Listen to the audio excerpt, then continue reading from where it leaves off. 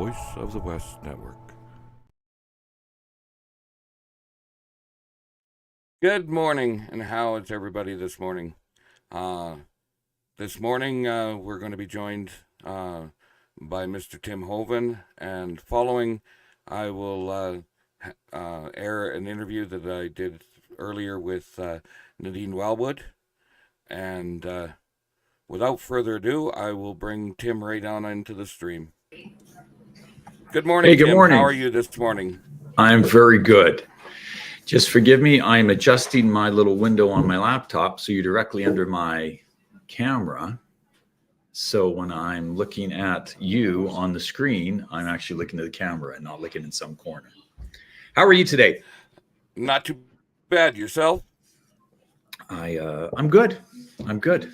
It's got a little bit of moisture, so the crops will be appreciating that in the spring.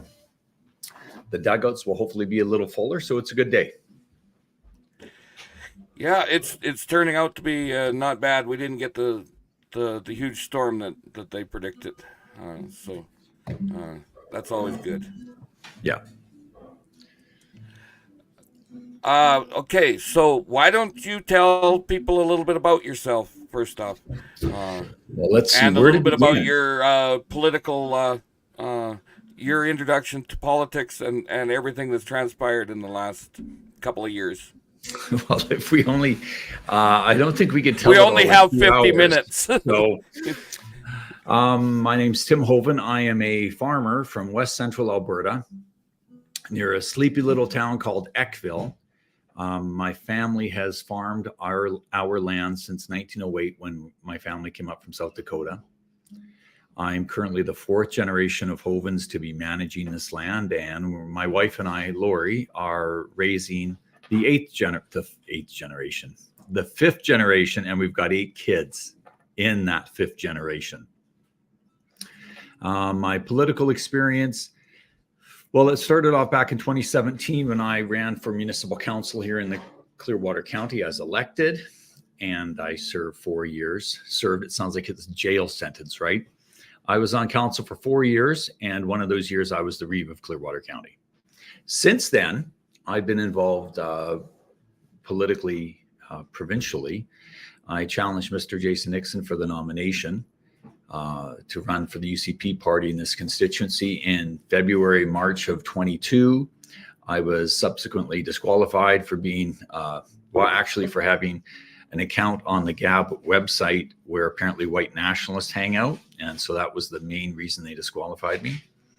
And since then, I've been involved in just getting people more and more involved politically and encouraging people that if you want to have your voice heard, you actually have to get involved. If you stay at home, someone else is making the decisions about your life. So don't stay at home, get involved. And full disclosure, Shane was my campaign manager. Oh, I skipped that whole stage. Shane, there's been so much I skipped it. I ran in the provincial election last year as an independent candidate. We came in second, unfortunately. I hate to lose, but that's the reality of it. And we got the most votes an independent has gotten in the province of Alberta since 1980. So that's a minor victory. And Mr. Grumpy over there was the campaign manager. So Shane, thanks again for doing that. Not a problem. I wouldn't have done it if I didn't believe in you. So since that time, why don't you say a little bit of what you've been up to since the election ended, and then we'll get into a little bit into the Alberta Pension Plan after that. Okay. Well, I have been involved with ever since I was disqualified. I started getting involved with Take Back Alberta. I stepped away from Take Back Alberta for the election last year. I'm back involved with Take Back Alberta and currently sit in the role of president as the board of directors of that organization.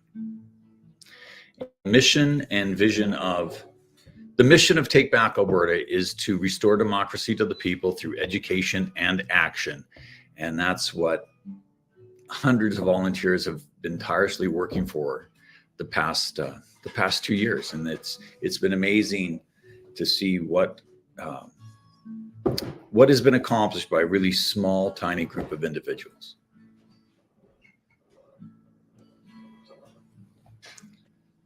And there's a whole bunch of people getting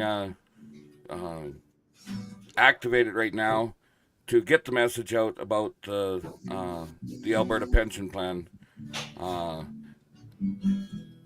Why don't you give a little bit of an introduction to that, and then we can go into some specific. Ooh, my tongue ain't working this morning. Join the club. Questions in relation to the Alberta Pension Plan. Well, the first thing we have to remember about pension plans is, on some level, they're kind of boring, right? Most people choose not to want to learn about the pension. In the same way, most people don't want to put the thought and energy into planning for their retirement. It's complicated, it's hard. Sometimes talking about the Alberta Pension Plan feels like we're discussing which mutual fund should we invest in, Fund A or Fund B. And it's not that at all. It really is tied to the future of this province, and it comes down to what type of vision you have for the future of this province. Do you want to see this province be more connected to Ottawa and have less control over our lives? Or do you want to see Alberta step up, grow up from being a teenager to being an adult in Confederation, and take control of our own future and our own destiny? So the Alberta Pension Plan is one thing that can be done to take control from Ottawa and transfer it here to the people of Alberta. And that's why I'm in favor of an Alberta Pension Plan. When you think about all the stories about returns and the NDP lies of Danielle's going to steal your pension plan, she's not going to steal the pension plan. Effectively, Alberta could say, we want the same people running the CPP to run the APP, and they would be in charge of the investments and everything. But it's just about us being in control of our future. I just a side note, I think that would be a horrible idea if the same people that mismanage the existing fund I agree. were to take control of that. The biggest problem we have is so many people do not know anything about the Canada Pension Plan. And we've just been told that, it's good for you. You're going to get tons of money. It's a great investment. And you know what? I'm not the expert on that. You've got Nadine on, and she's going to get into all the nitty gritty details. She's the expert on it. But if Alberta did pull out of the CPP, it's in law that everyone who is currently collecting CPP has to get paid the exact same amount, not less. It could be more, but it legally can't be less. So we're in a situation where no one is going, if you're drawing the pension, you're not going to be worse off. I believe you're going to be better off, but everyone who's getting money now will be getting the exact same amount or more in the future. Right. And one of the questions that comes up, is if we manage it here in Alberta, is AIMCO going to be the managing company? And that's all still up in the air at this point. Once again, I hope AIMCO doesn't, because they have, and if anybody doesn't know, AIMCO stands for Alberta Investment Management Corporation. And it's a government corporation that handles government pensions and all of those type of things. And it doesn't have a great reputation. I'd like to see it ran by a separate Crown corporation. Why do you see why Shane? Like there's AIMCO millions of different ways to do it. Well, number one, AIMCO does not have the mandate of it being their number one priority is to maximize returns on the money. So there's a lot of political and bureaucratic fluff, for lack of another word, in AIMCO, and I think that if a separate corporation is set up, it should be set up with a management group that is absolutely hands-off by the government and whose only mandate is to maximize returns on the fund. Yeah, I agree. One of the problems we have in politics is if politicians think they can squeeze in and get some control and some influence in the situation, politicians are going to be doing that. So when the APP or when the Alberta funds are transferred to the APP from the CPP, there's going to have to be a really good political discussion about how we maximize those returns and how we keep politics out of that. Like you said, there should be one condition, and that's maximizing the returns for the benefit of Albertans. Yes, exactly. And now that's something to get into. The waiting on the right now, the provincial government is waiting on the actuary report from the federal government to tell us exactly how much that money is going to be that we get back from the CPP and the payment into there.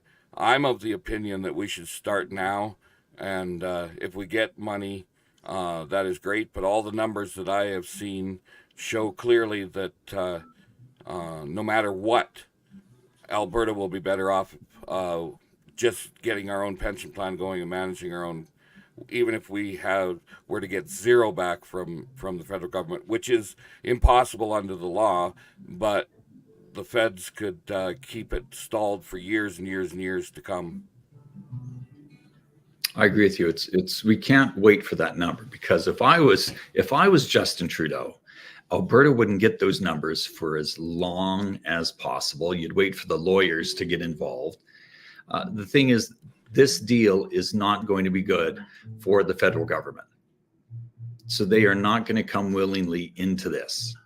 And because of that, there's going to be a lot of people in the Alberta government and a lot of Albertan citizens who feel we should play nicer with Ottawa.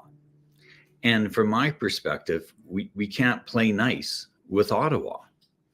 If you look at all the things that this Liberal government for the last 8 years have done, I really can't think of one way that Canadians' lives are better over the last 8 years. You know, families are poorer. Local communities are hurting more, unless you live in that Toronto, Ottawa, and Montreal area. I think they're doing better, but the rest of the whole country isn't. And it's not time for us to sit back and be nice, because I believe Canada is really at a crossroads right now. We are faced with dire economic times coming up ahead, and we need strong leadership that's going to put Alberta first and protect and make the lives of Alberta citizens better. It's not time for being timid. It's not time for being nice. It's time for really drawing the line in the sand and pushing the federal government to get the things that we need to have a prosperous Alberta.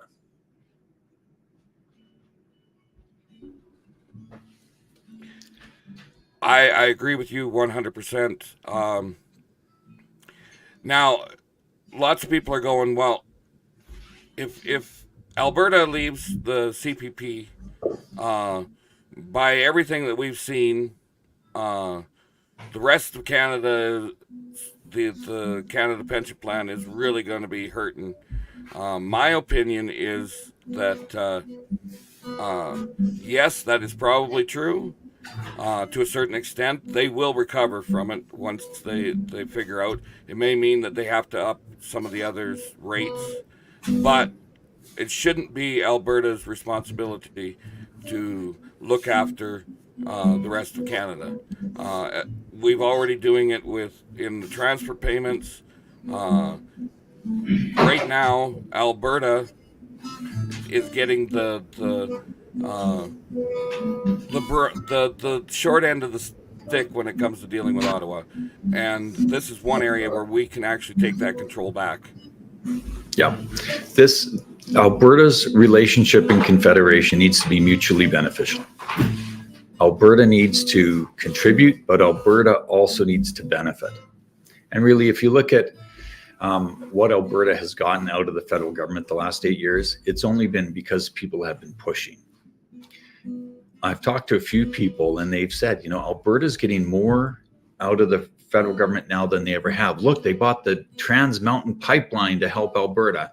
The only reason the Liberal Party Canada is doing things to slightly benefit Alberta, or at least attempt to benefit Alberta, is because Alberta's pushing. And if we sat back and just accepted what the government gave us, we would have less and less and less. We need to continue the pressure. We need to continue the push to improve Alberta's state in Confederation. Alberta really has been bankrolling the whole country for years. If you look back to when Stephen Harper was Prime Minister, Alberta, if you remember, back to 2008, 2009, 2012, Alberta was the engine of Alberta. In fact, I think it was in the 2012 election when Stephen Harper won. I think it was 2012. I hope it was. They had the Conservative Party Canada had their campaign party in Calgary instead of in Toronto. And if there's one thing that you can see, that you can look at and see the shift in power, it was moving out of Toronto to Calgary. So as soon as the Liberal Party got control, they did all these little tiny things in the background, slight changes to policy, huge changes to policy to hurt Alberta, so that power base that was growing in Alberta would shift back to Toronto and to the east.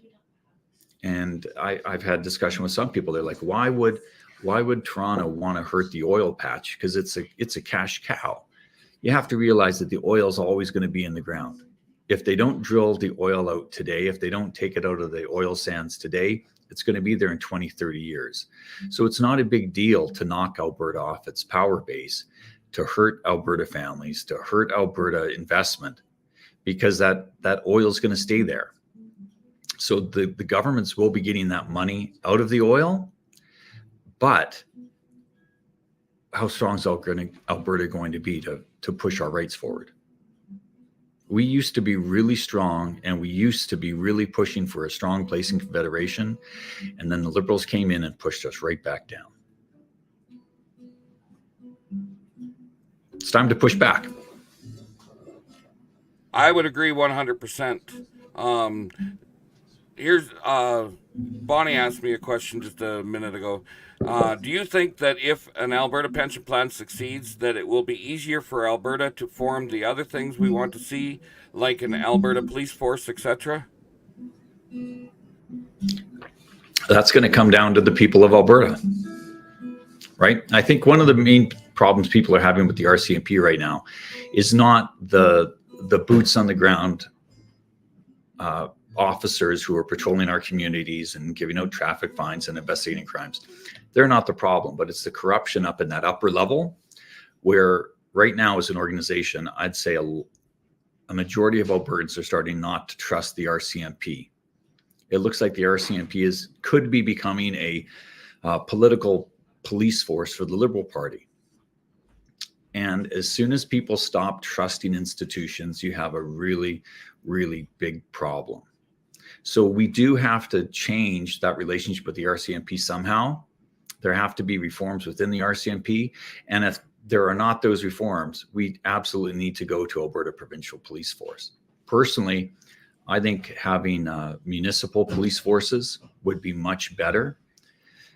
It might be more expensive in the end, because you're going to be having overlapping. You're going to be repeating a lot of the bureaucracy, because each municipality would have to have a certain level of bureaucracy to support that police force. But here's the thing: if you have a local police force and you have a problem in your community, you can go talk to the mayor or the reeve and the councillors, and they're the ones responsible for it.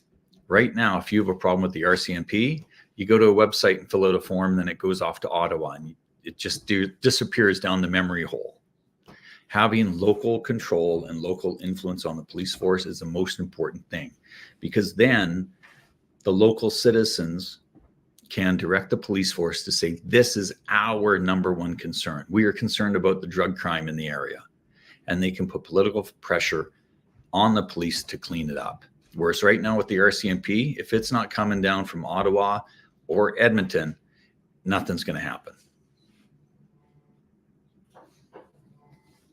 I hear you on that one. I know that you and I disagree a little bit on that one. That's okay. It's a free country, isn't it? Or at least Exactly. we're pretty sure it's a free country.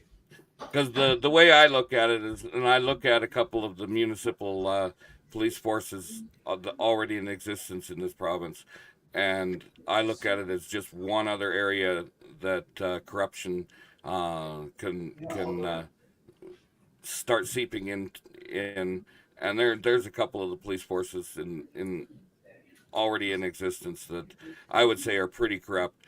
I could see having a provincial police force with a lot more local control, just not directly where the town council has direct say to that police force, because when that happens, when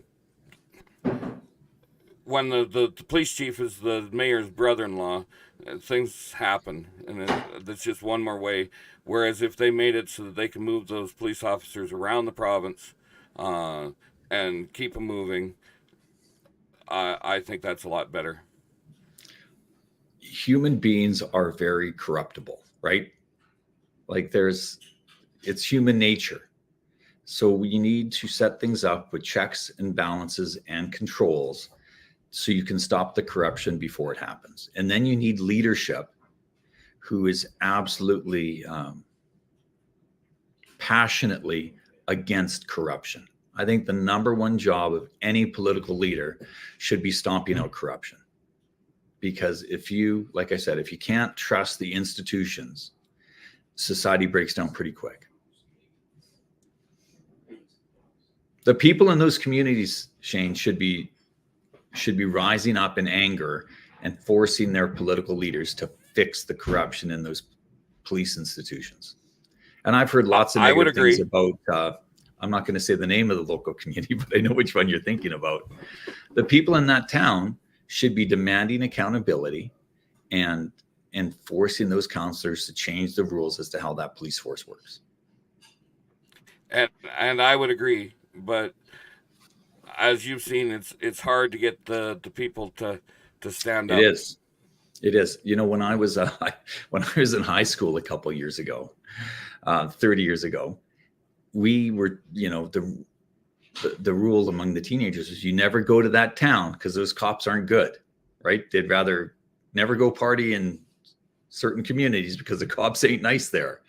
Go to other communities because the cops are better. And it's been that way for 30 years. Time to fix it. Well, I think it's been like that for more than 30 years. And a few of the other communities that had local police forces, they've gotten rid of them. The place that we're talking about hasn't. So now the next subject I was thinking we'd go into, it's very hard to discuss without seeming like we're a bunch of bigots. There's massive numbers of immigrants coming in, and our resources are very tight right now. The cost of everything is going up, and you start bringing in people to take the jobs. You're gonna have, and it doesn't matter where they come from. We just have more and more and more people taking and coming and taking a finite amount of local resources and stretching them out farther and farther. Do you have any thoughts on that? I think the first thing we need to realize is the problem is not the immigrants. The problem is the government policy that has put our country in the state where it is. So the reason that the government is encouraging more immigration in this country is we don't have enough workers to fill all the jobs. The government's been pushing for this 4 to 5% increase in the GDP for God knows how long, my entire life. And when you had a young, active population that was having kids, you could have the labor force to fulfill that. But because people stopped having a large number of kids, and I think the average birth rate in Canada right now, is it below the replacement rate or very close to it? We don't have enough people to sustain that level of growth. Now, why do we need that level of growth? Well, the government's taken billions and billions of dollars of loan with the promise that one day we'll pay it back. And if you don't have the population to ensure that you can pay it back, 50, 60 years down the future, you're not going to be getting any more money. So the government had created the problem by saying, we're going to borrow all this money. We will pay it back. Actually, the second and third generation down the line will pay it back. And then they looked at the demographics of the country and said, you know what? We're not going to have enough people to pay it all back in 20, 30 years. We got to get those numbers up. And it's just this feedback loop that keeps circling and circling and circling, and the situation gets worse and worse. So it's not the people who are immigrating in this country who are the problem. It's the government that set up the whole situation, in that we need to have it to compete, to continue at these unsustainable, or it appears to be unsustainable levels of growth. Right, and I agree with you. And Here then, in Alberta, if I can go on, yep, they haven't kept up with the infrastructure, right? So I agree. The hospitals, the doctors, the nurses, the schools, the everything, they have not kept up on that infrastructure side to sustain the population. That's why there aren't enough family doctors for people in Alberta right now. I think it's all across the country. No one has enough family doctors. And then if you look at the rural urban split, it makes it even worse, because there are people living in rural areas. The rural areas are emptying. The main urban areas are growing. So there's more than enough schools and hospitals if people would choose to live in the rural areas, but the government isn't putting the money into the infrastructure in the rural areas to attract people. So everyone ends up going to these urban areas, and it just makes that feedback loop go faster and faster on the decline. Well, and that brings us right back to the Canada Pension Plan and in relation to the Alberta Pension Plan. Right now, the way it's set up is exactly the same thing. It's a Ponzi scheme. The people paying in today are paying for the people that are already retired, and it's just a never-ending loop, which is another reason why they've increased the immigration, because they don't have enough people on the backside paying into it to cover the people that are taking out of it. So it's a cycle there as well. And it goes back to bad government policy that was made in the 1960s when they brought in the CPP. I can imagine the people writing up that legislation and those policies. They say, you know what, this will work great for 50 years because the population's growing. It'll be wonderful. But if things change at this time, we're going to have a problem. And instead of making a policy that solved the problems way down into the future, they made a short-term solution for about 40 years. And they said, we'll let the people then fix it. Well, now we're having to make some hard decisions to fix that bad decision they made 60 years ago.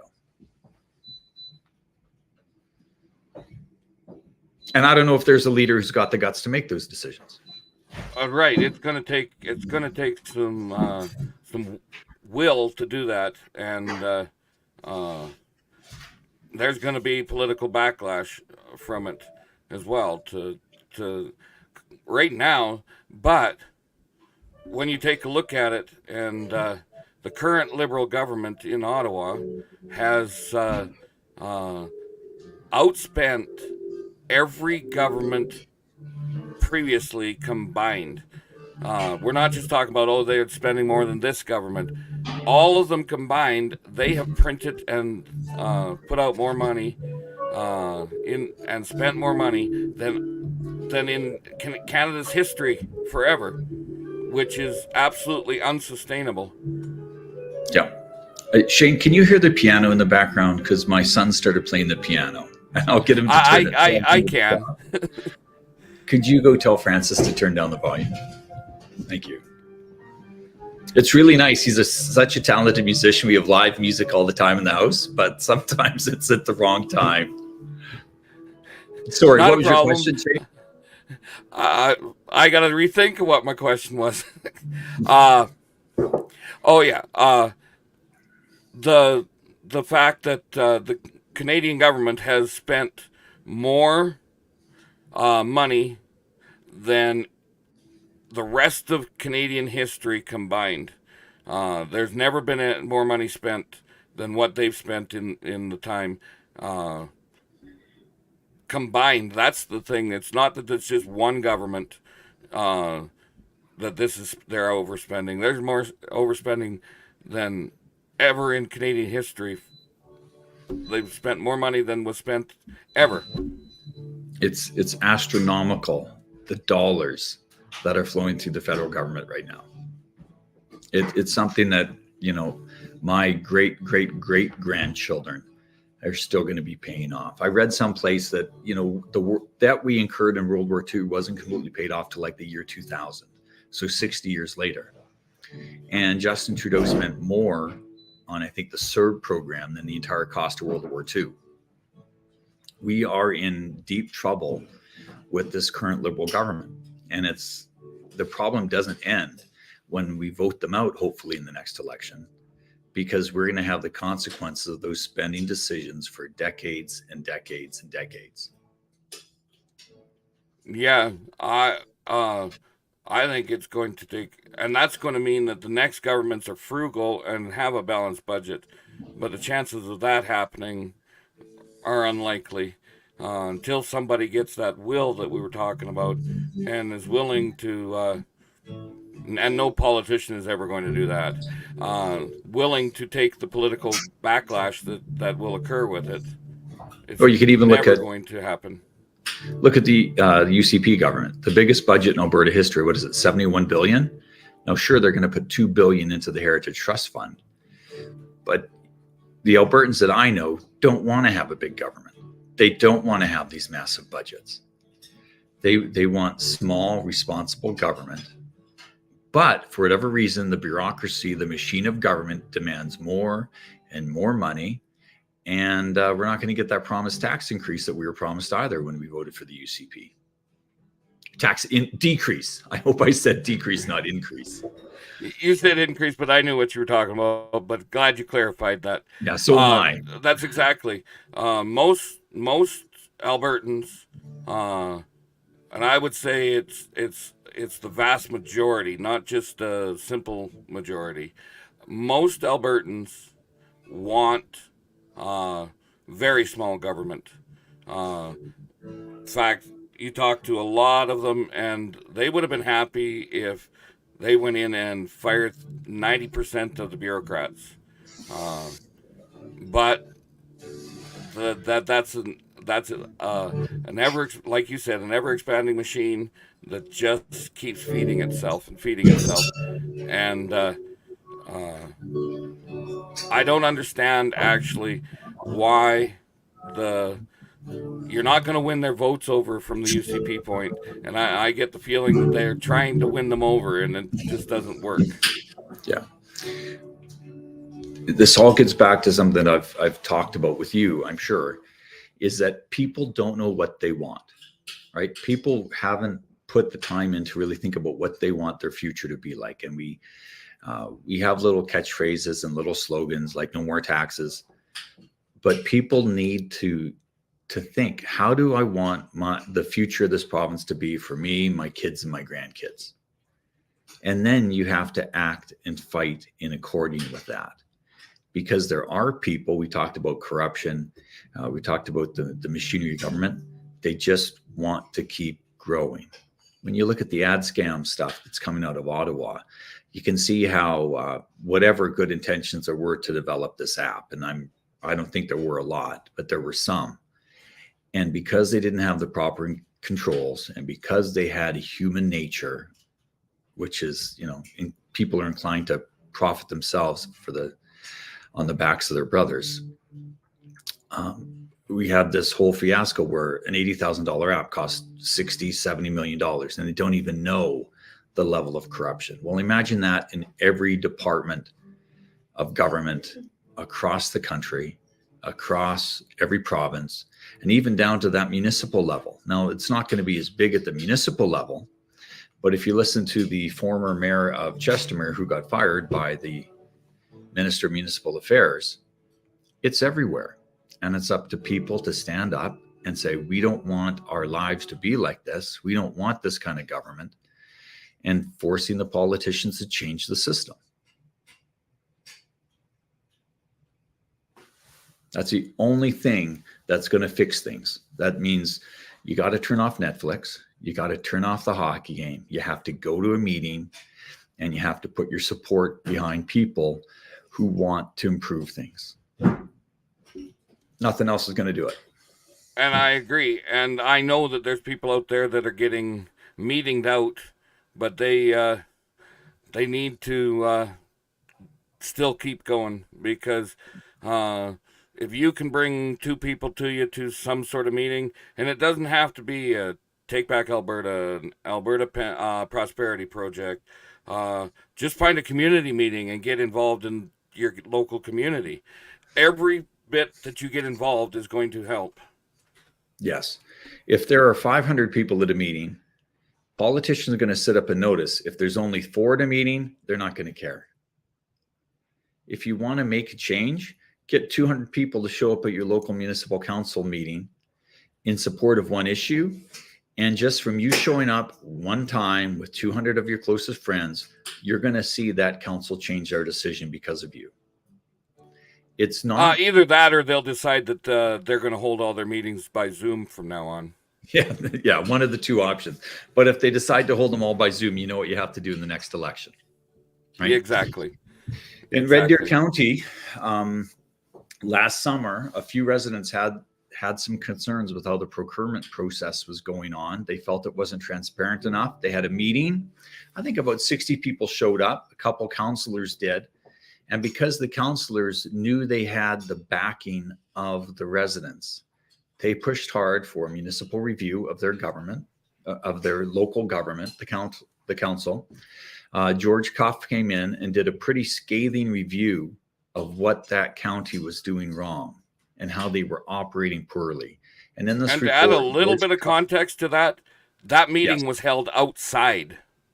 Yeah, at a ball diamond, because they couldn't. Exactly. No one would rent them space, but they had it anyhow.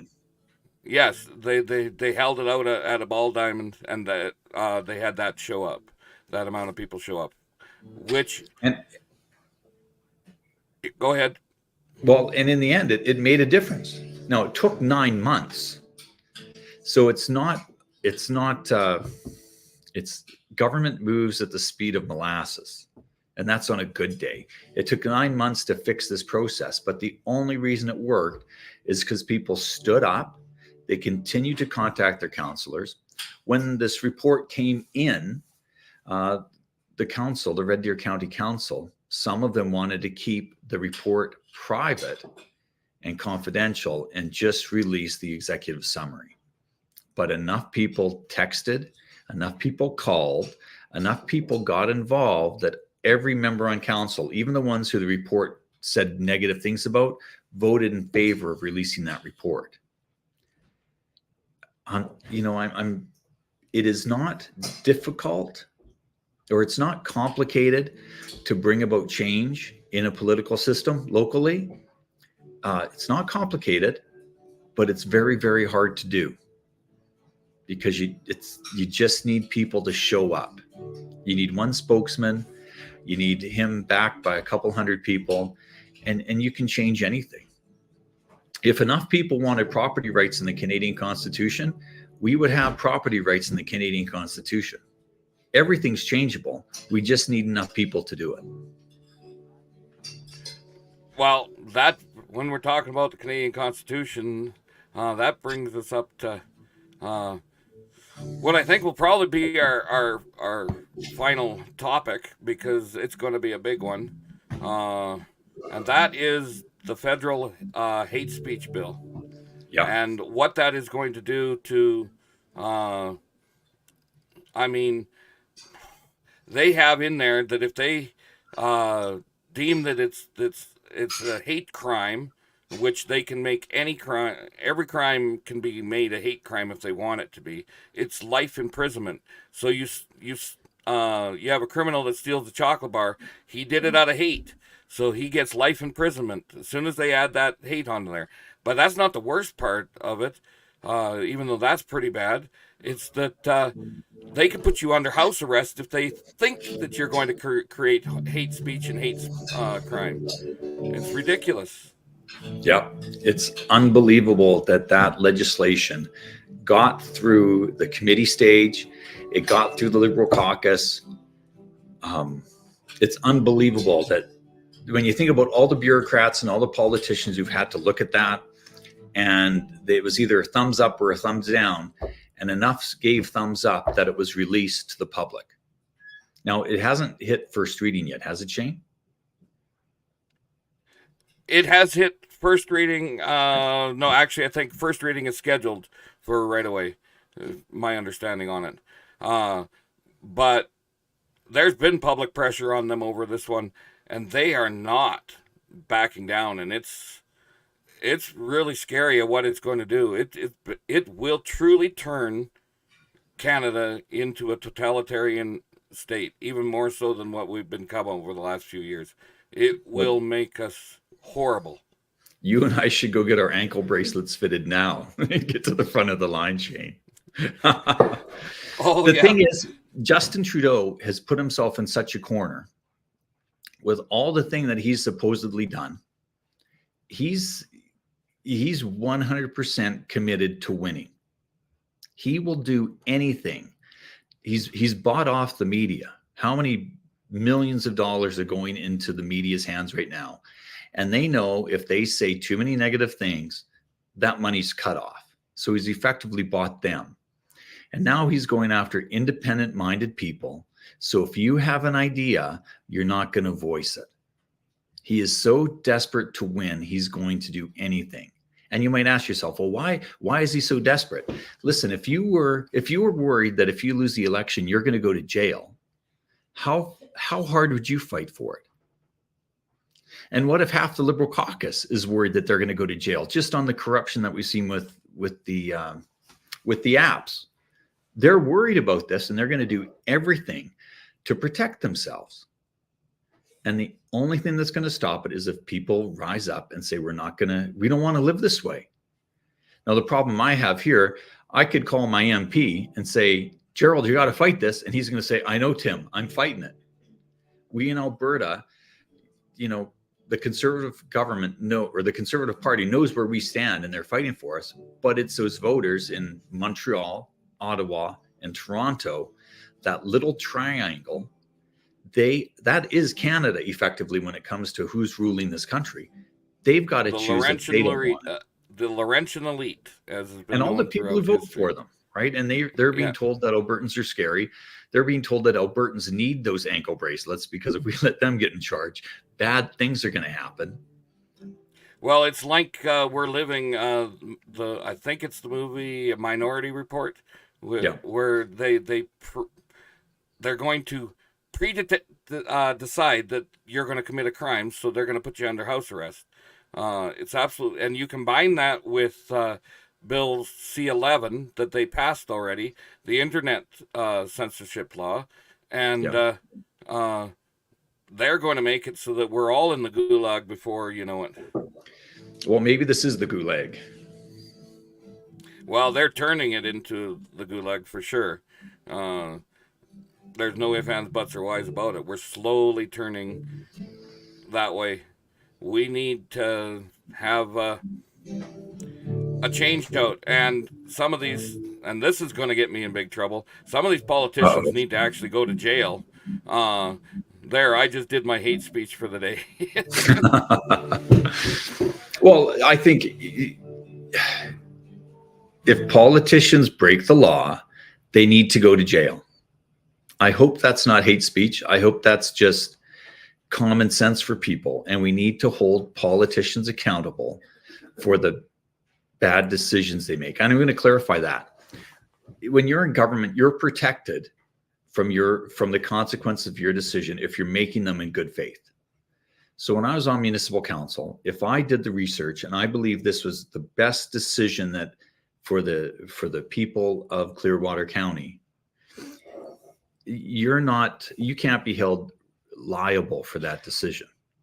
But if I had a backroom deal where I was getting paid tens of thousands of dollars and I had a vacation home in Costa Rica, if I voted a certain way, then I'm no longer acting in good faith. And then you can be held liable for that decision because you were not acting in good faith. The question is, all these politicians who've made these decisions, were they incompetent? Were they stupid? Or were they somehow profiting on the backside? on the back end. Well, how about if it's a combination of all three? Well, it's not, because you can't be acting in good faith and getting money in your back pocket. No, but I meant, are they stupid? Are they? Oh. I'm sure that with the current government, it's a combination of all three. Some of the people in that government are following blindly. Some of them are. I mean, you can come out and say it. There's been so much evidence that our prime minister is corrupt, but that just keeps getting swept under the carpet By the bot media. By the bot media, exactly. So the likelihood of any consequences coming to him are very unlikely. It all comes down to the number of people that show up and stand up and demand accountability, right? Look at the farmers in Europe, what they've done. And it's a fight. These farmers in Europe are taking their tractors, they're spraying manure in government buildings because the government isn't listening to the people. And once you start to escalate, you have to keep going until you win. Because if you look at what happened here at the trucker convoy, these people stood up, the government came in, smacked them down, and now 2 years later, they're finally putting these people to trial. And it was just a whole process to wear people down, make them spend tens of thousands of dollars on lawyers, personally bankrupt them. And are people going to tolerate that? Or are we going to stand up? Well, that's what it turned out to be. The punishment was the process. Yeah. They're getting very little jail time, but they've been in jail for years. I mean, that the whole process was the punishment. Yeah. So even if they're not found guilty, they've already punished them.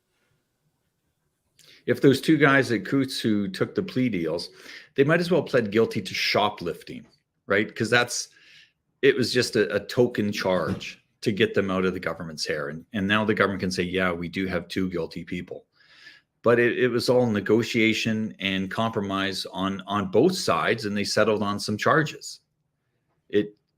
Yeah, they might as well pleaded guilty to some charge that didn't even exist and wasn't even a possibility to show the mockery of the whole system.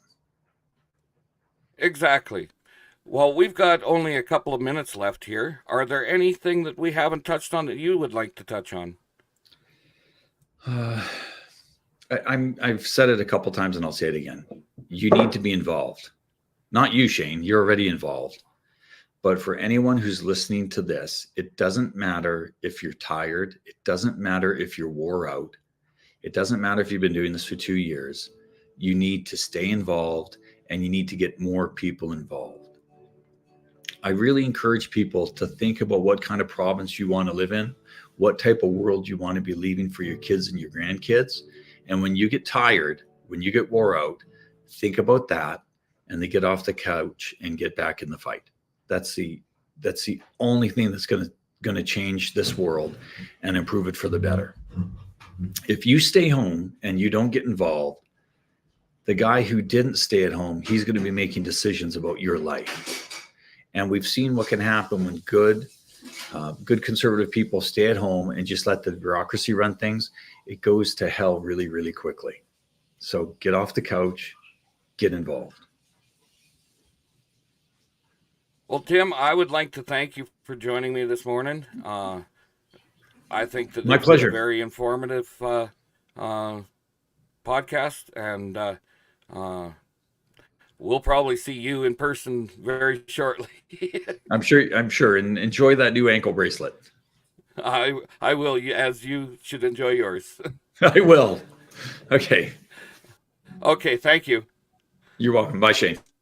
Bye.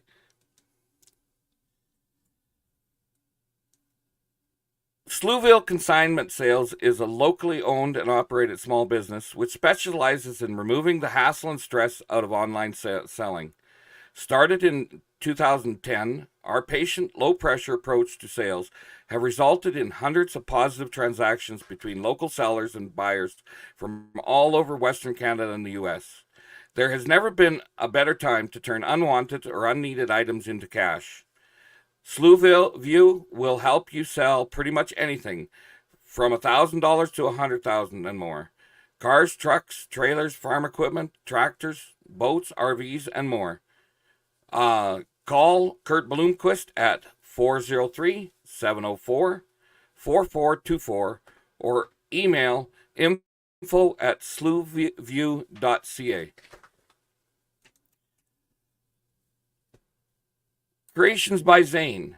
What we have survived through the last few years have taught us many important lessons. We now know that what we put in our bodies and on our bodies affects our lives and health. We also realize the need to work with our neighbors and support local businesses. Creations by Zane is a local Alberta-based family business that specializes in our own custom small batch line of natural skincare solutions. By creating face creams, body lotions, beard products, lip balms, hair treatment products, insect repellents, our ever-evolving product line meets the specific needs we face in the harsh, dry environment of Western Canada. Our products are based on years of study, education, research, and application. The next time you use a skincare product, including makeup, etc., take a moment to read the ingredients label. Is that really what you want on your body? Instead, treat your body with the respect and care it deserves. Use Creations by Zane products. Be healthy. To receive 10% off when ordering, please utilize the code VOW. This recognizes and helps support the voice of the West. Creations by Zane's website is www.creationsbyzane.com. And I will put in a personal note here. I've been using Creations by Zane's beard products, and I highly recommend them.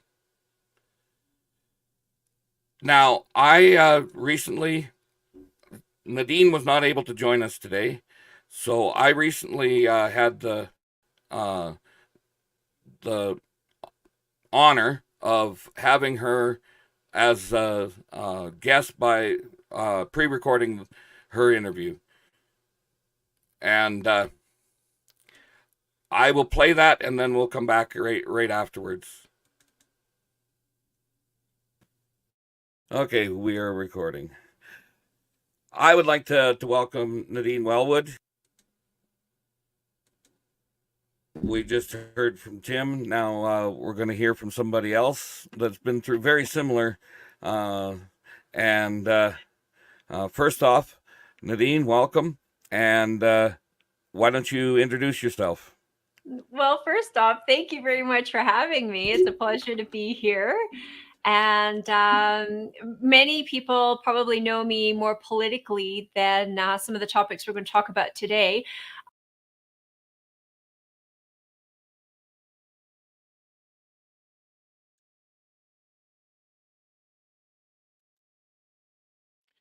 I'm going to give that another try and bring it in because it didn't seem to come in properly.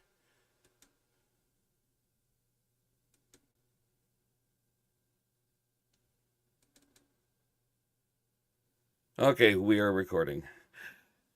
I would like to welcome Nadine Wellwood. We just heard from Tim. Now we're going to hear from somebody else that's been through very similar. First off, Nadine, welcome. And why don't you introduce yourself? Well, first off, thank you very much for having me. It's a pleasure to be here. And many people probably know me more politically than some of the topics we're going to talk about today. My name is Nadine Wellwood, and as you can see on the screen, I am a chartered investment manager, which is why I have been going around Alberta and speaking to the Alberta Pension Plan. And for so many Albertans, they know me politically because I did run in 2019, 2021 in the federal elections for the People's Party of Canada with Maxime Bernier. And the thing I loved about Max's platform, because I wasn't very politically actively involved. As a chartered investment manager, you're always watching politics, and you're always looking out for the economic factors that are influenced by politics.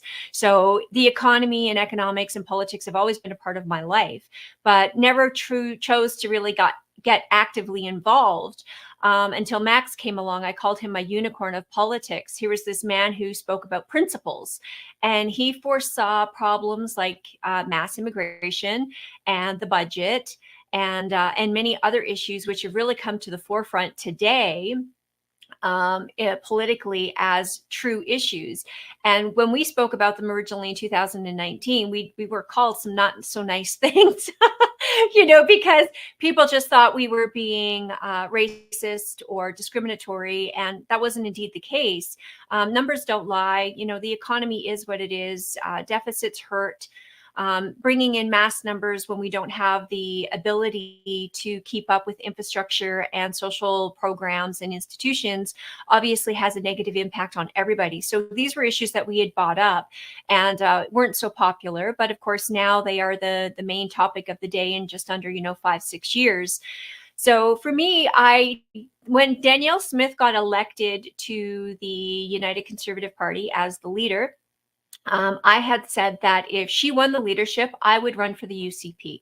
And that was very welcomed at the time. And I thought we had gotten rid of enough of the Jason Kenney influence within the UCP that I would actually have a chance at being the MLA. And so I ran in Livingston McLeod and won the nomination. And I won the nomination down there, hands down. Nobody ran against me. Actually, there was about 6 people who were going to run in that riding, and all of them threw their weight and support behind me. They were quite happy to have me be their representative. I had the support of the population, and I also had the support financially. I mean, we went around and about 900 new members in under 10 days. So more support than what Danielle was even able to garner for her leadership race in that riding. And particularly, we just focused on High River.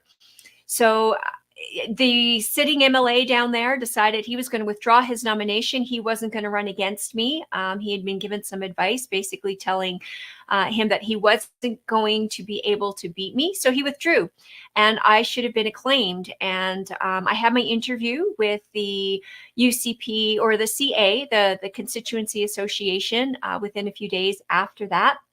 They put my name forward. They had some tough questions for me because, as many people know, I'm very bold when it comes to making statements publicly. I don't hide anything. I have a YouTube channel and Twitter. Lets people know really where I stand on social issues as well as other issues.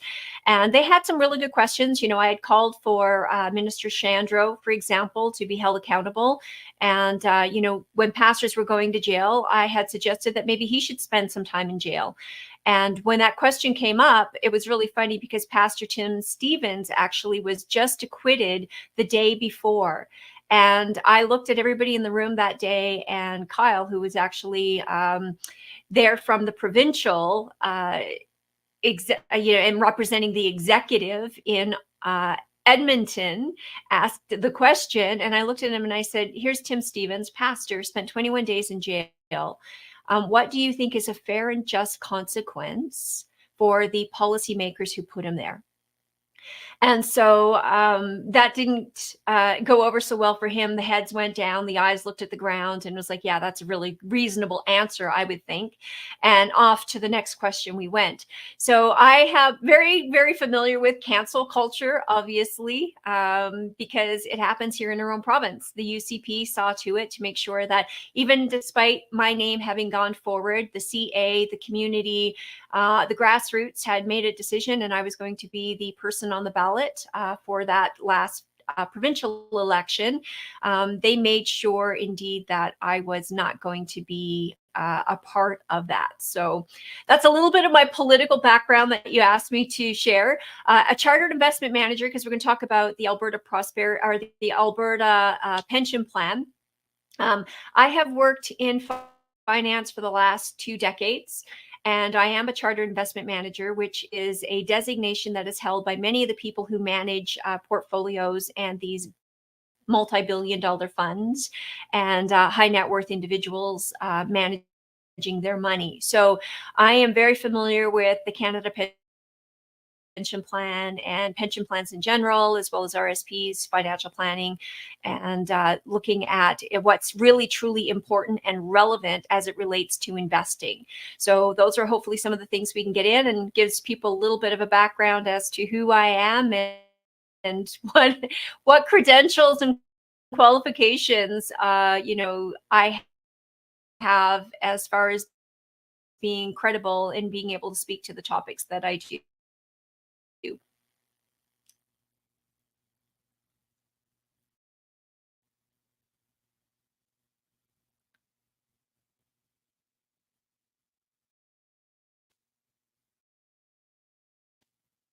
That sounds really good. Uh, um, now, there's one before we get into the Alberta Pension Plan. There's a couple of things that are happening right now. A lot, mainly the online harm bill that they're bringing. That's very, very disconcerting. You can get a $10,000 fine just for saying something that they don't like, and if they deem it to be a hate crime,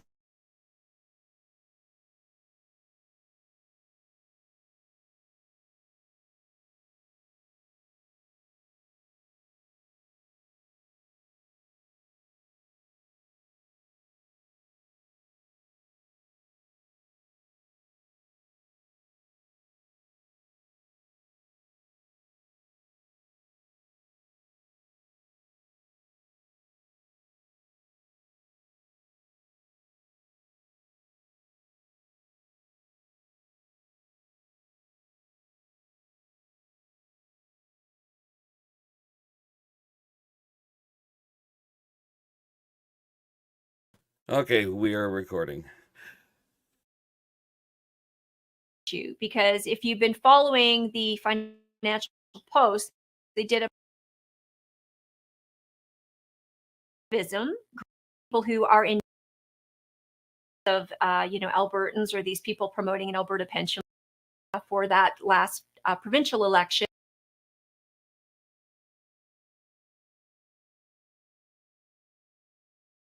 Now that are being introduced in Ottawa that are going to affect a lot, mainly the online harms bill that they're bringing.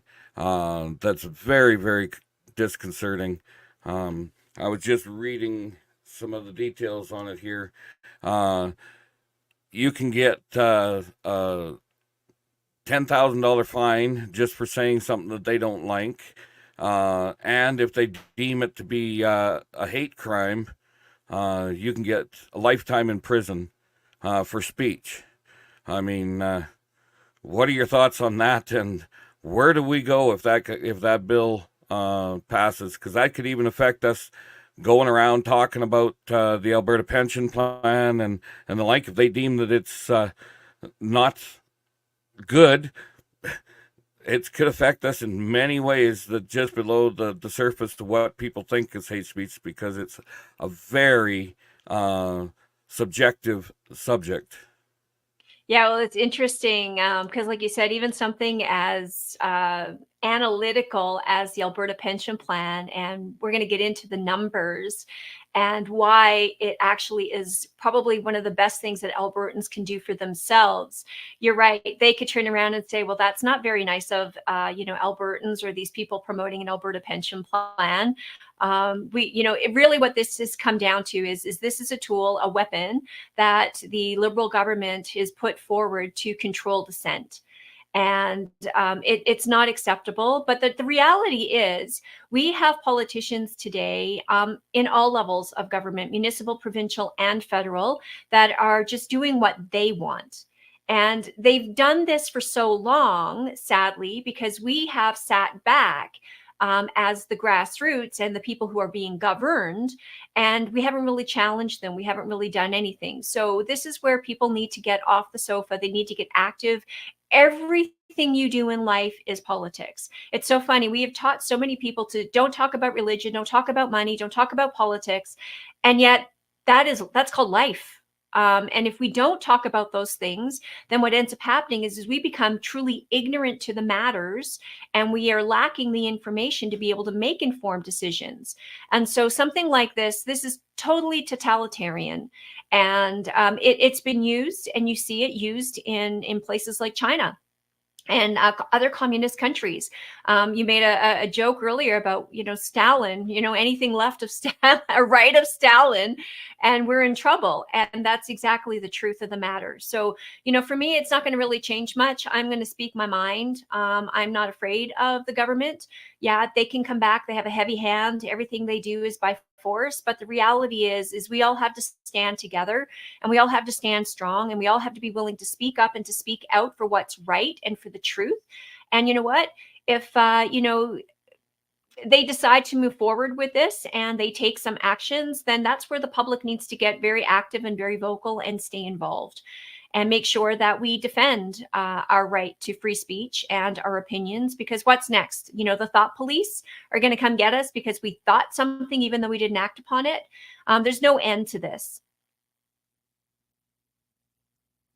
I would agree. Like I've been saying for quite a while now, I'll quit fighting when my suite in the gulag is ready.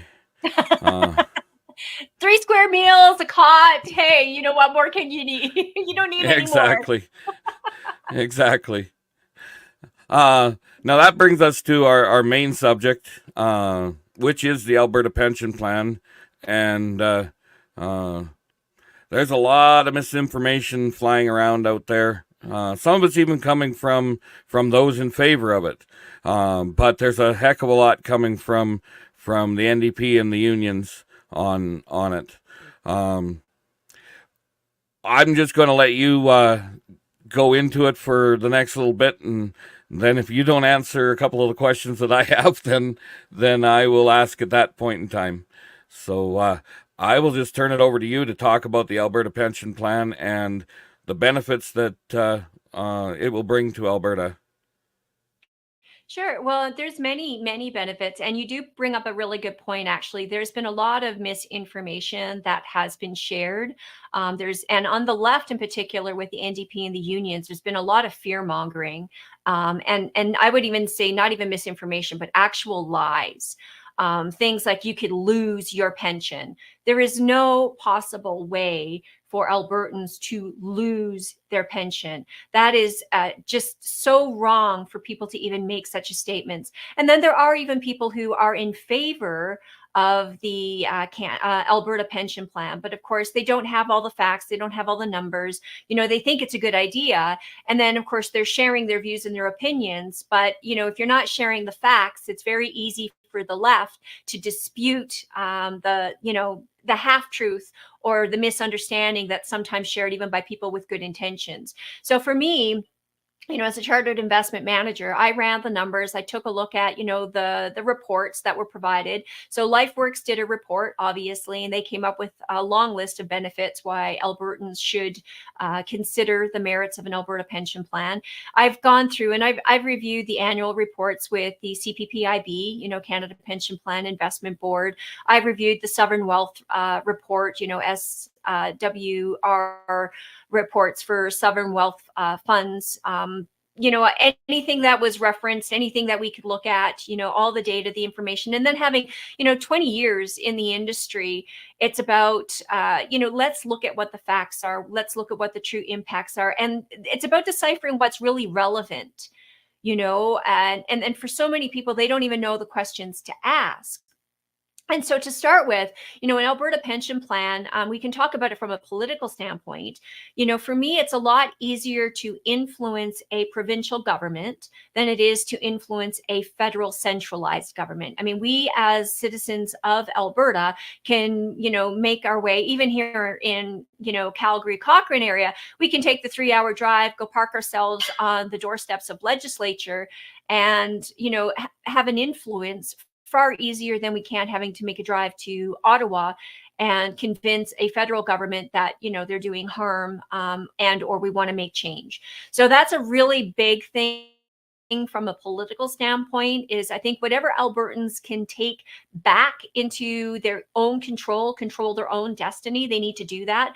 We have a very hostile federal government right now towards Alberta, not only on policies, around hate speech language, but our oil and gas industry and environment. We just had Justin Trudeau show up in this province unannounced. He didn't even have the courtesy to tell the provincial government that he was coming. He shows up, does a rant and a rave on a Liberal podcast for 30 minutes, but he didn't have the time to meet with our premier, and basically told Albertans that we're fools, that we don't know enough to be able to make an informed decision, and that we're being fooled by right-wing politicians about oil and gas. Well, here the facts and the data are, for the next 50 years, the demand for oil and gas is projected to increase, not even decrease, increase. And yet here you have, and I'll tie this in with the Canada Pension Plan now, because it's become a political activism group for policies around environmental and climate change and those types of issues. Because the reality is, if you went onto the CPPIB's website just last year, now it's been taken down this year and they have a new, image that's come up, but just last year it said, "Welcome to carbon neutral Canada." It didn't say a carbon neutral world. It didn't say, "Hey, welcome to reducing carbon." It said, "Welcome to a carbon neutral Canada." Well, that is a direct attack on Alberta in particular. Obviously, Saskatchewan and then BC does have some oil, Newfoundland and Labrador. But I mean, right now, the economic engine of Canada is Alberta. And we've got threats and we've got anti-policies that are just, squashing the productivity of not only Albertans, but all of Canada. And so there's 3 major risks and areas that need to be taken into account when you're looking at a pension plan. And this is identified in the Chief Actuarial Report, the 31st report, that they do the audit on the CPP every 3 years. So they've identified 3 areas that are the biggest risks to the Canada Pension Plan. The first one is demographics. Okay, and we'll get into each one of these here in a moment. The second one is the economy, and the third one is immigration. So on the demographic side, Alberta is basically disproportionately supporting and contributing to the Canada Pension Plan, basically supporting the rest of Canada and Canadians. So what is the Canada Pension Plan? The Canada Pension Plan, and I'm going to ask you another question, because what is a Ponzi scheme? A Ponzi scheme is something where you take investors' money today to pay investors who invested yesterday. And because it's a government program, it's not called a Ponzi scheme, it's called a pay-as-you-go, which is okay, but just be honest about what it actually is. The money that comes in today for the Canada Pension Plan is being funded by those who are contributing today, our workers, and that money is being literally moved across and spent as a payout to the people who are benefiting. There is a very small amount that is left over, a surplus, that goes to the CPPIB, the Canada Pension Investment Board, to be invested. And that's what they've been investing and managing since 1997, when all the changes happened, and the government recognized that the pay-as-you-go was not sustainable. The population and the demographics cannot support that. And here's why. Because in 2026, and this is the first time in the history of the Canada Pension Plan that this is going to happen, but it is the trend and it is going to continue to happen. Our seniors and the people benefiting, the expenses to the Canada Pension Plan are going to exceed those who are contributing. So expenditures will exceed the contributions. And so now that $590 billion that they have invested with the CPPIB, they now have to start drawing on that in order to pay out the benefits. So that amount of money is going to shrink as they need it now in order to pay for the benefits of the seniors who are collecting. Now, that is one thing in and of itself. There is another thing called unfunded liabilities. There's $1.14 trillion as of 2021. That number is bigger today, although they haven't shared what that number is. But as of 2021, Chief Actuarial Report, it was $1.14 billion. That is up from $884 billion in 2019. And that has been continually getting worse. That is even with all Canadians, including Albertans, who have been over contributing, right? Disproportionately contributing to the CPP. Now, what happens when the expenditures exceed the benefits, the contributions? Now that number is going to explode. It's going to continually get larger and bigger. It's going to continually get worse. And people go, so who cares? It's an unfunded liability. Well, the problem is it's no different than our national debt. It has to at some point be paid back. Either that or at some point the fund is basically just going to have to declare bankruptcy. And unfortunately, this is where the risk comes in, because that risk is not to our seniors today. The money is there to pay the seniors today. So many seniors are saying, well, I'm going to lose my pension. Well, if you stay with the CPP or you do an APP, no, you're not going to lose your pension either way. The risk is truly to the younger Albertans and the younger Canadians who really have been contributing and are financing, paying for the benefits of the seniors today. The money won't probably be there for them in the long term. The actuarial says it's sustainable for 75 years, but that's really what they're saying is that's how long it's going to take to drain down the pot of assets that we currently have. And then at the end of that, there really is nothing. So, then we go back to a complete pay-as-you-go. If the pay-as-you-go doesn't work, then, there's only one of three ways to fix that. You either need to increase the contributions, the amount, and we've seen CPP do that. We went from a maximum contribution last year of about $3,700 to this year. Now it's over $4,000, and next year it will go up again to about $4,300. And so they're going to have to continue contributions, the increase the contribution level, or they need to increase the number of people contributing. And this is where immigration comes in. But that needs to be a quality issue, not a quantity issue. Because if you've been following the Financial Post, they did a post-haste article and they talked about the population trap and capital labor. The problem is we have too many people coming into the country. And right now, our youth, our younger generation, and this is very clear in the article, have no chance of increasing their standard of living. That's a shame.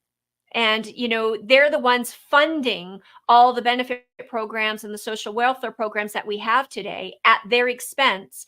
And those programs are the ones that are going to be in jeopardy of not being there to support them. So the Canada Pension Plan is one of those things where, Canada, so many people have this idea that it is just, it's a sacred cow and that, we can't touch it. It's working well. Well, yes and no. There are people getting a paycheck, but really, the average amount that somebody receives on Canada Pension is $758 a month. If you, as an individual, 45 years ago, let's say you're 65, just starting to draw on your pension, if 45 years ago, Now, I mean, work with the numbers that we have today. Okay. I know that people didn't contribute the same amount 45 years ago as they're contributing now, but then everyone says, oh, it's, inflation and corrected for inflation. So let's just work with the numbers we have today. Let's say you contributed the maximum amount, you and your employer, the absolute maximum amount that you could contribute. Instead of the government taking that money from you by force, which is a tax, by the way, you contributed that and invested that yourself. So that would be $626 a month. You invested that for 45 years, $626 at the first day of each and every month. You put that money in. Let's say it earned a modest 5% rate of return. That's $1.2 million. Now, your contributions to that is about $338,000. Okay. The rest of it is the power of compound interest. As Einstein called it, the eighth wonder of the world. And it truly is. So when you look at that, what would that mean to you as an individual? Well, when you turn 65, 45 years later, you got $1.2 million sitting in an account that you have full control over. You can take it all out. You can take some of it out. You could take none of it out. You could leave it to your spouse. You could leave it to your children. Whatever you chose to do with it, it is your money completely under your control. You can't do that with the CPP because it is not a pension plan. It is a social benefit plan, and there is a fixed maximum amount that you can receive. Okay. And that's, $1,365. So no matter what you do, you can't improve that. That's the maximum you can receive. Now, if you had the $1.2 million sitting in your own individualized pension plan, and you decided, okay, this is going to be my income for the next 20 years, the next 20 years, you were able to draw $8,000 a month. That's a far cry from $1,365. Now, you think you've got really great genes. Mom and dad lived for, to be 95. And so you want to plan out to 95. That's still $6,200 a month at a modest 5% rate of return. There's a big difference. Big difference. This is not a pension plan like people think of it as their RRSP or their own individualized pension plan. This is a social welfare program. Even when it was established, there was a couple of things. They wanted people to sign up to it, the social insurance number. And this was touted as the benefit you got if you signed up as a social insurance number. And one of the main objectives for the Canada Pension Plan was to reduce poverty.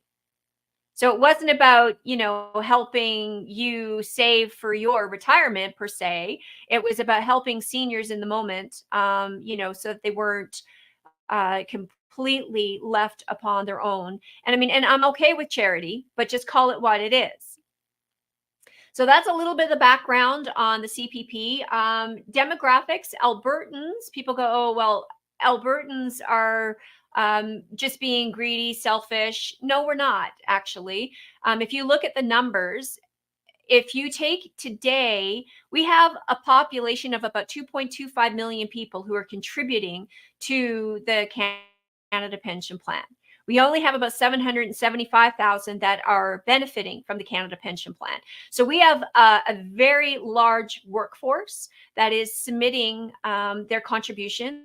More importantly, we also have higher incomes, which is why we contribute more to the Canada Pension Plan than other provinces. And so here's the thing right now, we have what's called an enhanced CPP. So the base CPP is based upon a pay-as-you-go. Money comes in, money goes out, and it's up to about $68,000 that you're taxed on. And then after that, there's another amount now up to between $68,500 and $73,200, which the CPP now applies at an additional 4%. So taking more money out of your pocket. But here's the reality. That disproportionately affects Albertans yet again, because we have higher incomes. So Alberta is yet again going to be disproportionately contributing even more money to the Canada Pension Plan. So again, that's another punitive measure that's been applied, disproportionately affecting Alberta. And so these are things that people need to start considering. Alberta has over-contributed to the tune of about $60 billion to the Canada Pension Plan. So what I mean over-contributed, I would probably say disproportionately contributed. They've given more than they've gotten back. Okay, so to have our own Alberta pension plan, we would stop that bleeding. So instead of shipping all of our money off to the federal government so that they can fund other Canadians who really should be looking at doing something similar in their own provinces and righting the mistakes that have been made with the Canada Pension Plan, Alberta has been the Band-Aid that they've been able to use to hide some of the mismanagement because of our younger, higher population of workers with higher incomes have been propping them up. Now, the government, federal government, has taken the option, well, we need to increase the number of workers. Well, I'm of the attitude of we could increase the productivity. If we increase productivity in this country, we could do so much more, not only on the Alberta Pension Plan, but economically, we could be paying down debt, we could be doing things so much better on so many different fronts. But the reality is this government in particular has been so hostile to the economy, bureaucracy, regulation. We've got investment leaving this country left, right, and center because it is not a very friendly country to do business in. And even the CPP, it inadvertently, and I don't know if it was intentional, but it disproportionately harms the small business owner because they are the ones who not only pay individually, but they also have to pay as the employer portion. So think about the middle class worker who owns his own or her small business. They're having to pay not only, their employee portion, but they're having to pay the employer portion as well. So again, we can do so much better here in Alberta. We could save so much more money. And I'll just give you an example on money. If we were to pull back, give notice, and bring the Alberta Pension Plan home, we could save $3 billion to $5 billion a year, according to the LifeWorks report.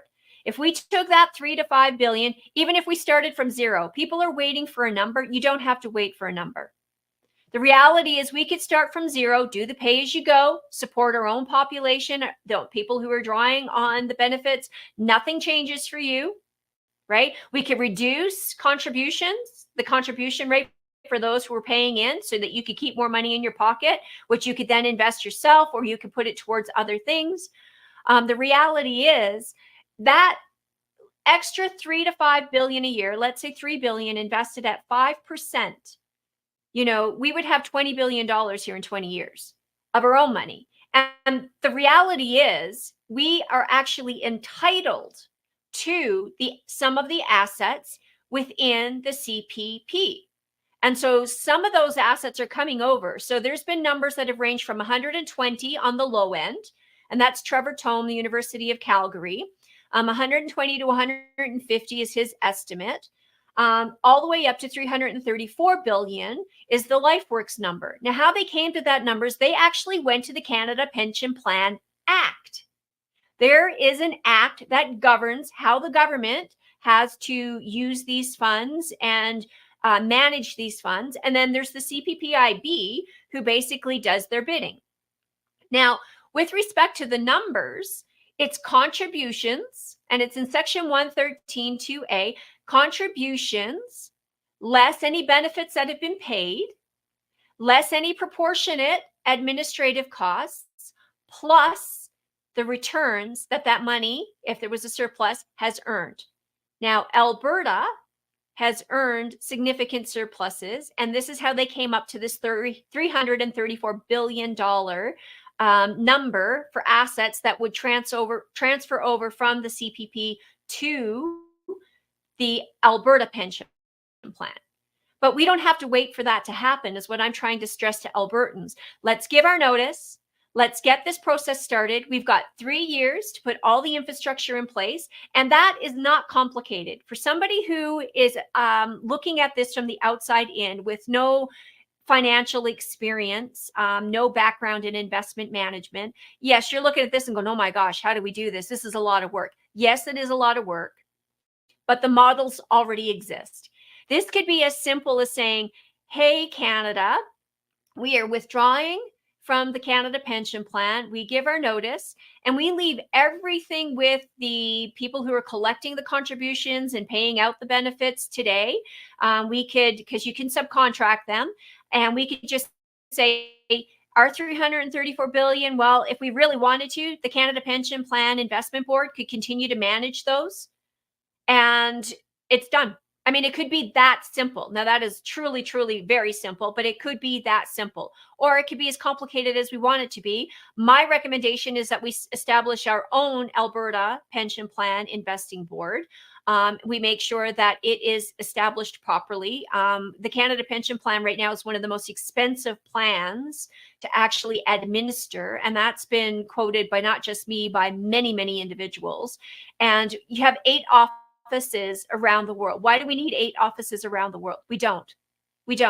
And we should be subcontracting a lot more of the asset classes and the sub-managers of those asset classes. And that's not, you don't require 8 offices around the world to do that. So we could be saving a lot of money as well administratively by bringing this home. So I'm going to turn it back to you, Shane, just because I know there's so many questions that people have, and I'm happy to answer them, but that gives, I think, a really good kind of lead into anything that you might have that you want to ask. Well, I've had some questions that have been asked by people over the last little while. The first one is one that I was just thinking of as I was listening to you.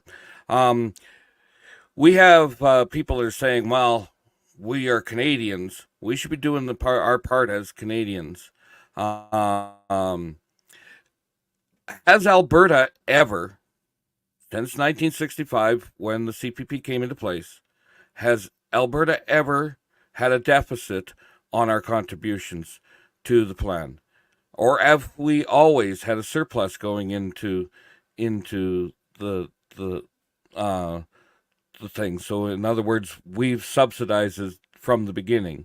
If you can answer that one.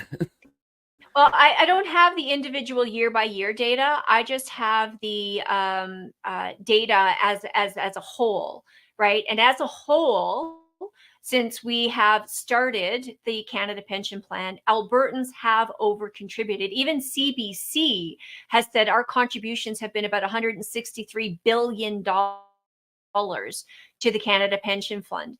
And we have not received that amount back in benefits. And so if you look at the LifeWorks report, they say that we have over contributed, disproportionately contributed, is probably the better word, but by $60 billion. So, on a year by year, I can't answer that, but on a whole, from the time the inception of the CPP to today, we have disproportionately contributed by about $60 billion. And if we withdraw, as our population currently stands today, being younger with higher incomes, a stronger workforce, we basically would be saving $3 to $5 billion every year for the next 2 to 3 decades. That's 20 to 30 years where our demographics far outperform the rest of Canada and would leave Albertans in a far better position with far more financial security, not only for our seniors, but for the people who are working and paying into today, and for our future generations who may want to actually benefit from a pension plan themselves. That sounds good. Just I have looked at those numbers, just so you know. And Alberta has never ran at a deficit ever. There's 3 years, I believe it's 3 years in that period that we were neutral. We paid equal to it, but there's never been a year that we've drawn out more than we've put in the entire time. Now, bringing it home to Alberta, one of the questions that we get is, I don't trust the government. How do I know they won't spend it like the Heritage Trust Fund?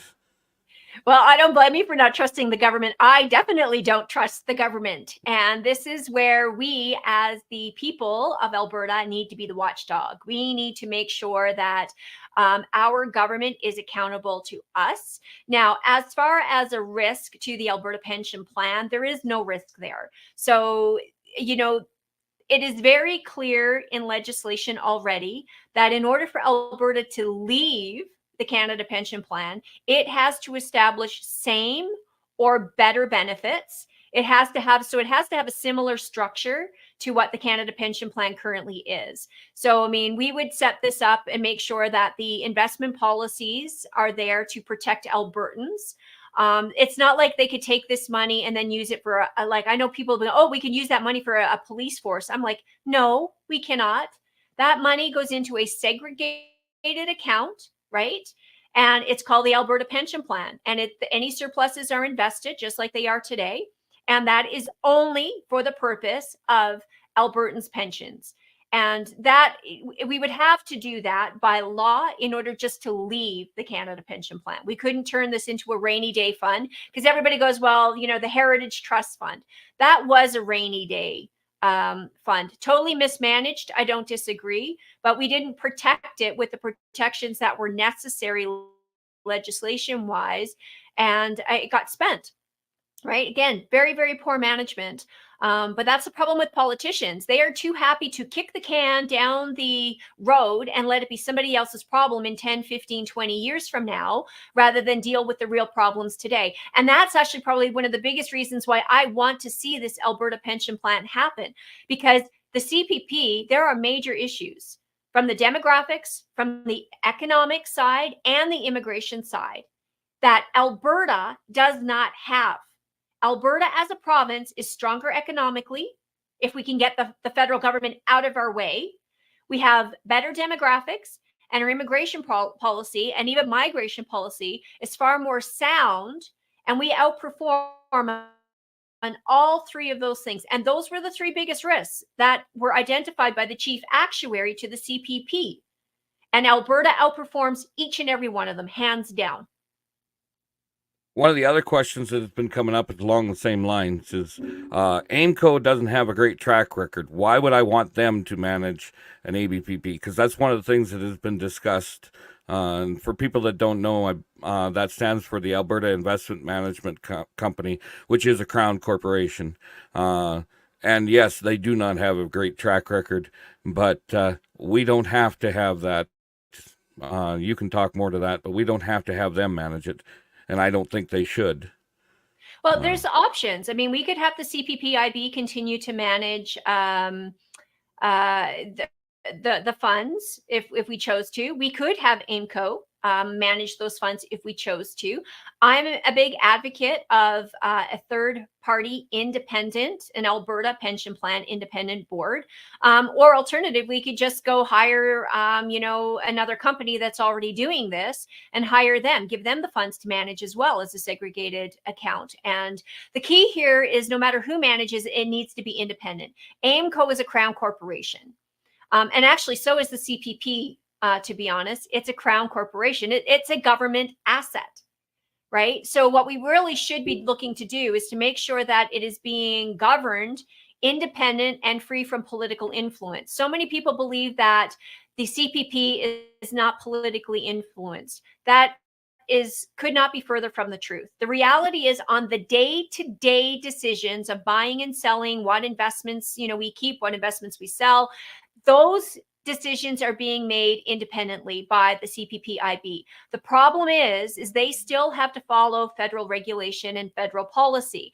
And the Office of Financial Institute for Institutions, for example, OFSI, they have policies that are influencing what the CPPIB can and cannot invest in, because they still have to adhere to the ESG policies. They still have to adhere to the DEI, which is environment, social, and governance policies, which even Morgan Stanley has recently just pulled back on some of these policies because they are too prohibitive and they pick the winners and the losers. And it's not government's job to be picking winners and losers. That was supposed to be the objective of the board. But the problem is the CPPIB has become a social activism group and has been politically infiltrated.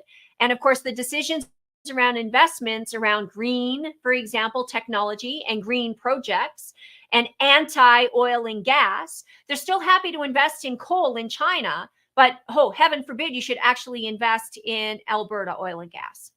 So there is a lot of political influence still from directly from Parliament and legislation, but also from other governmental agencies like OFSI, which actually regulate all our banking financial institutions, including pensions. Okay. Another question that you get is, how can Alberta be entitled to 53% of the CPP fund? A lot of people just can't get their heads around the fact that that's what the numbers should be. Whether we get it or not is another thing, but that's what it should be. Yeah, because so many people look at it and they go, well, we're such a small population, right? We're just 15, 16% of the population. How is it possible that you guys are entitled to 53% of the assets? Well, if you go to the Canada Pension Plan Act, this is very well defined and spelled out. It is based upon contributions and what we have spent. And so if you consider everything, and again, this is where demographics come into play and a strong economy. Because Alberta has a very strong economy, I know we have oil and gas, natural resources, and we have a younger workforce that earns more, pays in more in contributions. We have disproportionately contributed to the pension plan. And we have not taken back anything that we nearly as much as we've paid in. And again, now take the power, right? The eighth wonder of the world of compound interest, as Einstein called it. And you compound all those surpluses that we have contributed.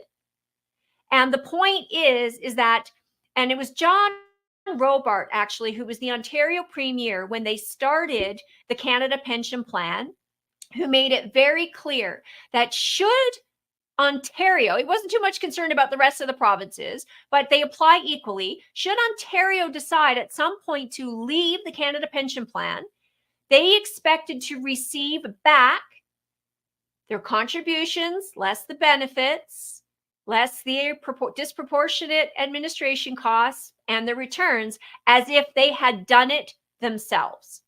So this is the interpretation that LifeWorks has used and taken. And that is confirmed with the intention in the statement by John Robarts, which is the Ontario Premier at the time when this was signed. So there is no doubt that that was indeed the intent. If Alberta at the time decided not to join the Canada Pension Plan and had done it on its own, all the contributions, less the benefits that it's paid, whatever interest it's earned, less its costs, that's what it's entitled to. Now, Trevor Thom has come up with a slightly different interpretation of that sees us getting, $120 to $150 billion. And you rightly pointed out that the federal government is not going to want to part with their money, because that's exactly what it is. It sits as an asset on their books. It is their money, and they do not want to part with half of it. So that will probably end up in court to find out what the actual intent was, the proper interpretation, which, I mean, I don't really understand how many, interpretations you can get. It's pretty clearly stated, pretty clearly written. And then when you take a statement that John Robart made, I mean, the intent is very clear as to what the purpose, if somebody decided to exit, would be and what that would look like. So, for me, I even if we got somewhere halfway in between, but the point that I've been trying to really relay to people is it does not matter. We can do this tomorrow, start with absolutely nothing on a pay-as-you-go basis, which is exactly what the CPP is. And in 10, 20, 30 years, we will be far better off than the Canada Pension Plan. Okay, well, we'll ask one final question here. A lot of people are going, when is the referendum? The government has promised that we Albertans will have a say in whether we go with an Alberta Pension Plan or stay with the CPP. But when will we get that say?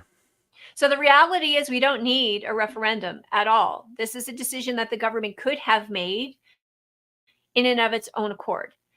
This was a Danielle Smith and the UCP decided that, hey, we are going to give every Albertan an opportunity to have their voice heard. Now, my concern is that they've also left a gap of information. And that's the problem I have with this whole UCP and Canada Pension Plan campaign that they've done is, they have taken their foot off the gas, stepped back, and that's where the NDP have now and the unions have put the foot on the gas and stepped in and are providing misinformation and are scaring individuals, as opposed to the UCP when they did this should have literally just put a consistent campaign out there, address people's questions and concerns, just like what we're doing right now, answer their questions, give them the opportunity, do the town halls, get the education materials out there, send out, information via mail, via social media, treated it as a true campaign. And not squandered, the little bit of resources that they have dedicated to this, in my opinion. But more importantly, they've left this information gap for the NDP and unions to fill. And they're filling it, of course, with misinformation and lies. So the reality is we didn't need to have a referendum at all, but we will. But the reality is we don't have to have one if we as Albertans decide that, hey, there's not an interest in this. I'm sure Danielle Smith will be all too happy to go, hey, I put it out there. There just doesn't seem to be support for this. And you know what? We're not going to bother wasting the time or the money on a referendum, which is why I personally and others like yourself and some of the other groups and like-minded individuals have all come together to say we need to make sure that we force a referendum. So right now, whether you are for or against, it doesn't matter. We want to make sure that your voice is heard and that we actually have a referendum on this. So we have started a 200,000 person petition. We do need to get those signatures in writing physically. And we're looking for people to help us do that. We were calling them ambassadors so that you can take some sheets, go around to your neighborhood, spend a couple hours a day, a week. And I promise you, you can pick up 200-300 signatures. And if everybody did that, we then submit this to the government to say, hey, we want a referendum. And ideally, I would love to see that referendum happen before the next federal election, because I think people are going to get very comfortable again if Pierre Poilievre gets elected. And people look to politicians to save them. There is not a single politician, not one, that is going to save us. We have to do this ourselves. If this is something we want, we as Albertans need to make sure that our voices are heard. We are the ones that take the action that is required to make it happen and to see it through.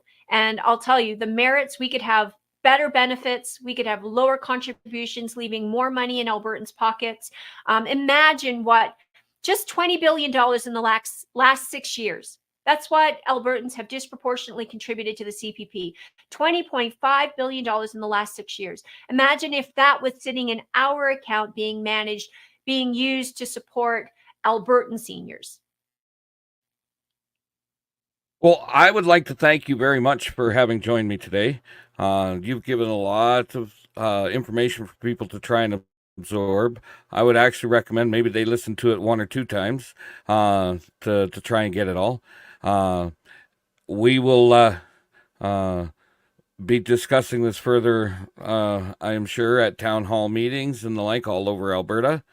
And we need to, even if you've watched this live stream, you should go out to a town hall, because I have seen presentations on this at least 20 times, and I learn something new every time. If you think that you know it all about all of this stuff, you're sorely mistaken, because you find out something new every time. Once again, Nadine, I would like to thank you for having joined me. My and pleasure. to all you guys, yep, go ahead. Please do take the time to come out to a town hall, because, doing an interview like this, it's great I'm trying to give you as many facts and numbers as I possibly can, but we can go into far more detail in a 2-hour town hall. And if there was a question that did not get asked and you have, concerns about, we have the answers. So, come out, ask your question. I always tell people when you come to this, come with your questions in hand and you do not leave until you have the answer. And for me, it's about confidence. Most Albertans kind of know that this is the right thing to do, but they don't quite have the confidence to say yes, and then to share that information with friends and family. And hopefully, by the time you leave a town hall, in particular, you go, absolutely, without a doubt, this is something we need to do, and then you become the advocate. My reach is only as many people as I can touch and influence through podcasts and through town halls. Now, when you're sitting around the dinner table, when you're sitting in the bank line, when you're in the grocery store, you've got a captive audience, right? That's when you go, hey, what do you think about that Alberta pension plan? And start the conversation. And now you're armed with some facts, but more importantly, with the confidence in knowing that this is the right thing for all Albertans. This is not a left or right or NDP or Green or Conservative thing. This is an Albertan thing. And an Alberta pension plan will provide greater financial security to every Albertan, young and old. Well, I think that is the perfect spot to end the podcast on. Once again, I'd like to thank you for having joined me. And to the rest of you out there listening, thank you for listening.